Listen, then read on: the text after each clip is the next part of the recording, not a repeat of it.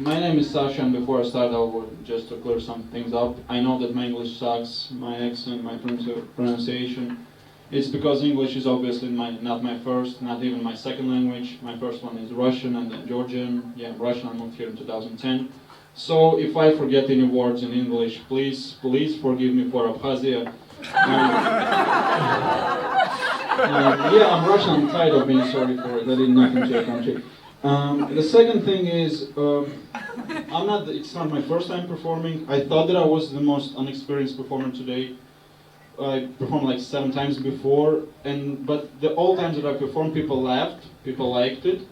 So what I'm saying is, all the times I performed before, people liked it. So if you will not like me today, you're basically wrong. It's just basic statistics, so please don't be stupid, guys.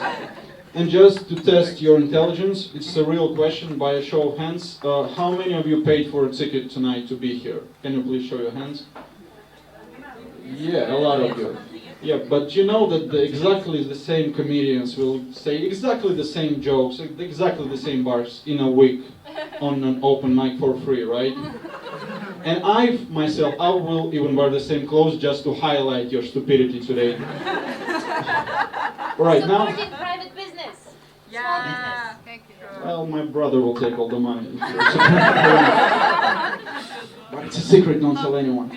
They think we're moving the career.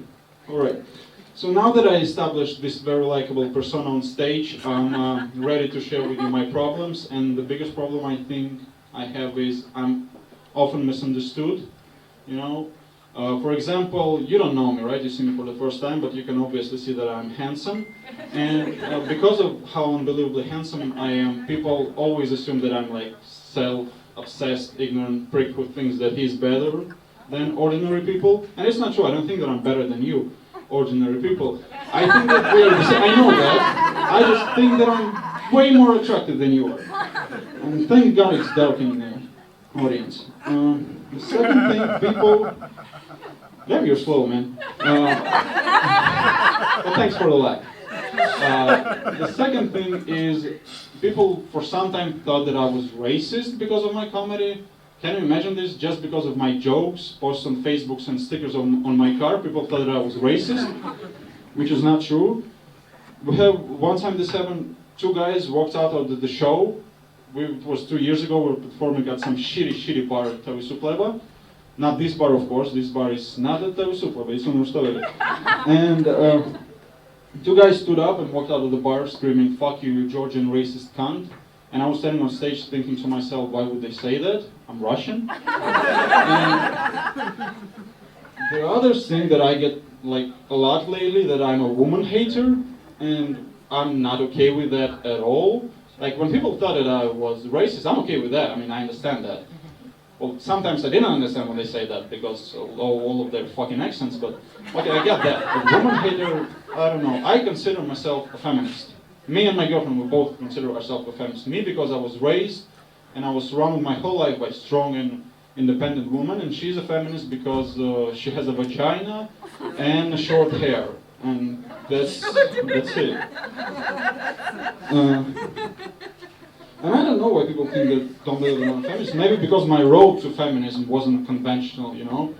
I first identified as a feminist like a year ago. I was in self-isolation for 2 weeks, and all that I was doing was playing PlayStation, smoking weed, and watching like feminist videos on YouTube. And by that I mean I watched all of SJW Gets Owned compilations on YouTube. And as I laughed at this fat, unfuckable woman, I was thinking to myself that if all these women, they're coming out, they're supporting each other, they're respecting each other, they are helping each other. I thought, if they can do it, I as a man can do it way better. So that's why I'm a feminist.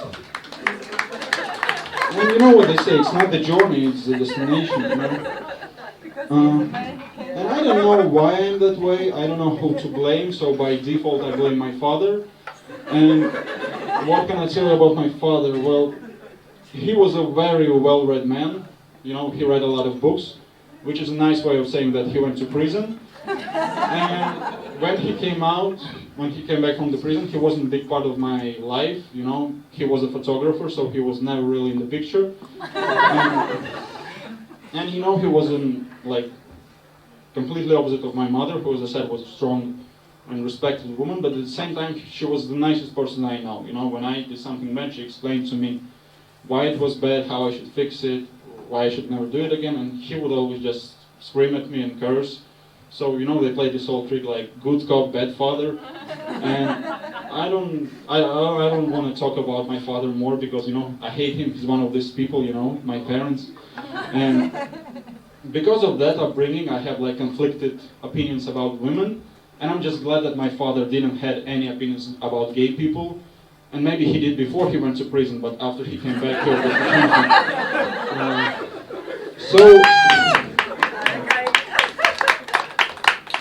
yeah, and I want to finish with my, I don't know, as a feminist, I want to give something to the feminist, I don't know, community or movement, and I hope it will help this movement to move away from our country. I say our, it's still technically Georgians, but we're working on it. It's 22% and still raising. So my gift for you is, if you feminists, if you want to take power away from men, you first should take the respect away from men.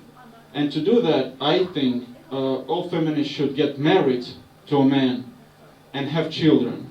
Because in my experience, nobody gets less respect than a father. And that was it. Thank you, guys.